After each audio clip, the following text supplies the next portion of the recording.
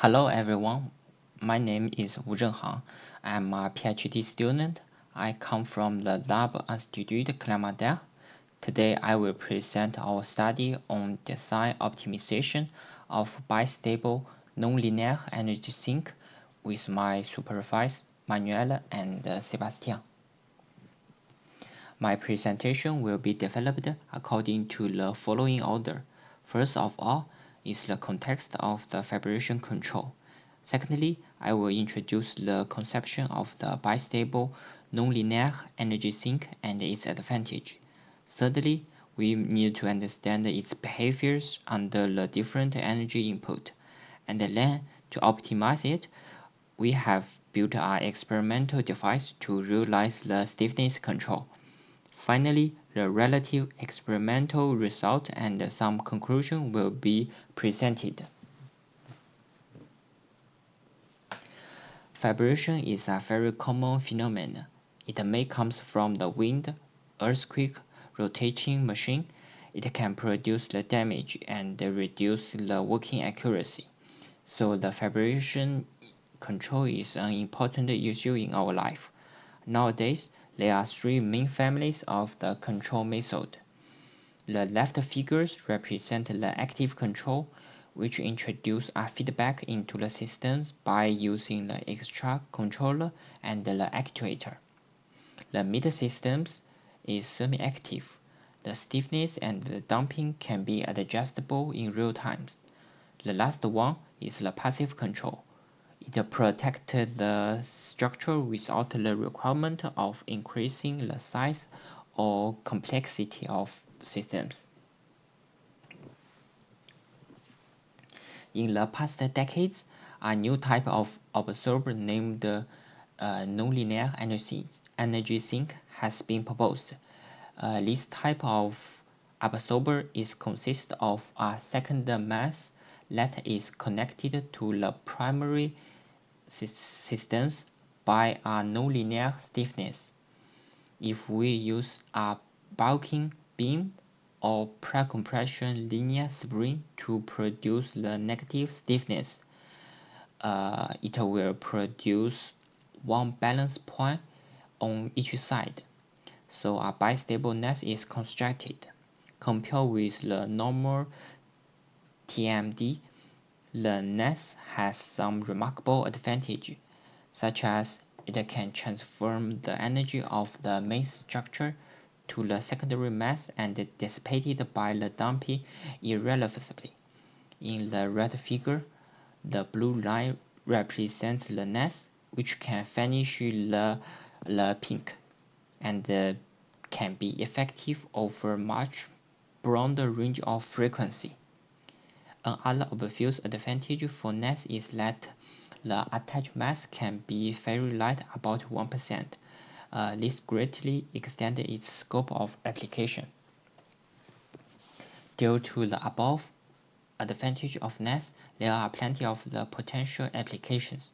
For example, the throttle control in CNC machine, dissipated energy of airflow in wind-like plane, and the structural seismic control.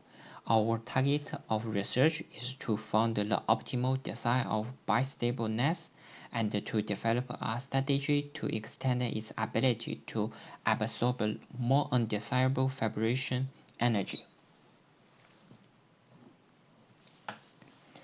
The left figures represent our model, and the nest is attached to the primary system through the cubic stiffness, negative stiffness, and damping. The primary system is applied with a harmonic excitation. Before we handle it, the equation has to be transformed into dimensionless form. We use the complex variable to separate the response into the slow envelope amplitude and the rapid oscillations. Then the multi-scales method is introduced. Worth to mention that in our study, frequency of excitation is same with its natural frequency of linear oscillators. We collect the zero power of small parameter epsilon. It gives the following equation. When we assume that the decaffeation equals to 0, we can obtain the slow invariant manifold, also called SIM. The SIM describes essentially the fixed point and the stable solution of systems. It can be divided into three parts. The twofold singularity S1 and S2 defines the unstable part of SIM. Only the right branch of SIM govern the high-energy behaviors of bistableness. The calculation of the singularity can be expressed as follows. The reason why the nest performs such a high efficiency in absorbing energy is the targeted energy transfer. It can produce one-way energy pumping from the linear oscillators to the nest and dissipated by the damping. The linear oscillators and the nest vibrate in the same frequency, which is referred as one-to-one resonance capture. If the system is under the harmonic force, it gives rise to the beating phenomena. It's called the strongly modulated response. The phase trajectory starts from the attractor, and then it grows until it becomes the chaotic. The chaos will trigger the snap-through motion, and then jumps to the right stable branch. After intensive energy dissipation, it jumps back to the chaos regions. So a complex SMR contains the above 5 parts. To better measure the energy dissipated by the linear oscillators and the nest, the following equations are defined. And the increasing excitation input, the dynamic behaviors can be divided into the 4 parts. The first period is the interval oscillation. In this period, the nest vibrates in near one of the equilibrium. The nonlinear bits help the systems achieve a relative high efficiency. In the second stage, the chaos is triggered. In this period, the subharmonic oscillations is also observed. In the SMR stage, it starts at G equals 0.22 millimeters, and a certain energy input threshold is required to activate the SMR. With the increasing of force, the average amplitude of linear oscillators is almost constant. It means the extra energy has been fully absorbed. The efficiency of nest maintains in a high efficiency level. If the excitation force continues to increase, the response of systems will return to stable again. In the transition of SMR and stable response, the optimal point has occurred, where the system has the maximum efficiency and the lowest amplitude. The disappearance of the SMR also means that the capability of absorbing energy has been fully used. We can determine the threshold excitation through the calculation of singularity. We can resolve the case through the calculation of singularity. It gives the following expression. To check if our analytic prediction is right or not, we tested the k values under the different design target G and found the best k value. We can find a good fitting between the numerical and analytical result. In fact, if k value is slightly bigger than the optimal values, the systems can still reach a good performance of absorbing energy. The next step is to realize the stiffness control. we use the force spring systems to make adjustable bistable nest systems. When conic spring is compressed, it performs two phases, the linear phase and the nonlinear phase. So we combine the two conic springs at the transition point, and we use two pre-compression linear springs to produce negative stiffness and counterbalance it. The final displacement force curve can be expressed as follows. By changing the length of pre-compression, we can realize a stiffness control.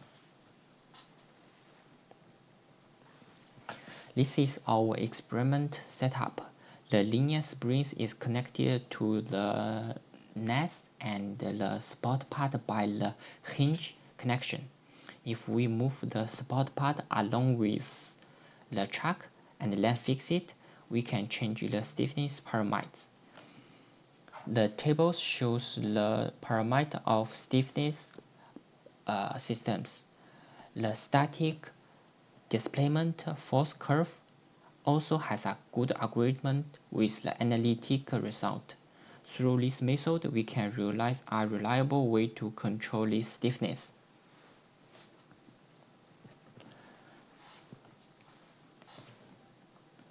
The next step is to explore its capability under the harmonic excitation with its natural frequency.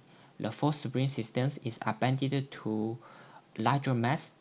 Electrodynamic shackle provided the excitation at a variable frequency.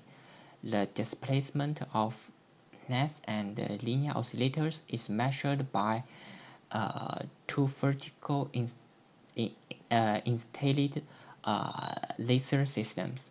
The right figure shows the four typical response regimes: interval oscillations, expansion, the chaos, and the SMR.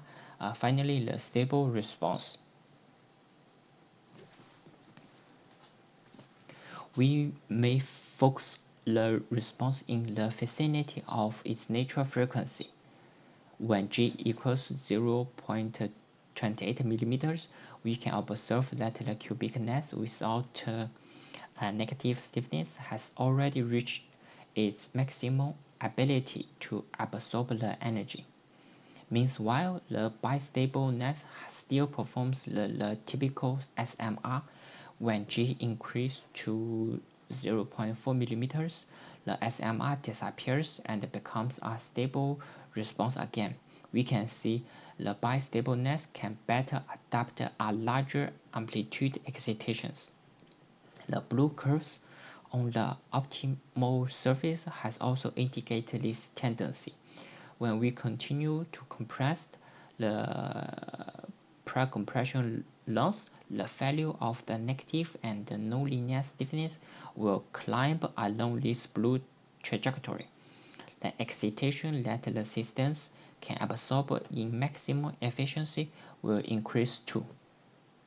Compared with the maximum amplitude in the SIM stage, about 7.3 millimeters, the amplitude of linear oscillators has been reduced tremendously, even in a larger amplitude input in bistable nest case.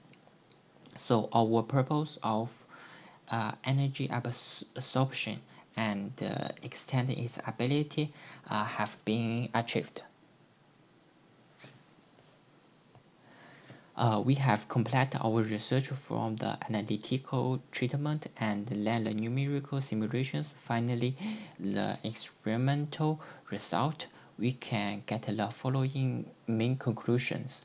The four characteristic response regimes has been observed numerically and experimentally, and the optimal point occurs in the transition between the SMR and the stable response.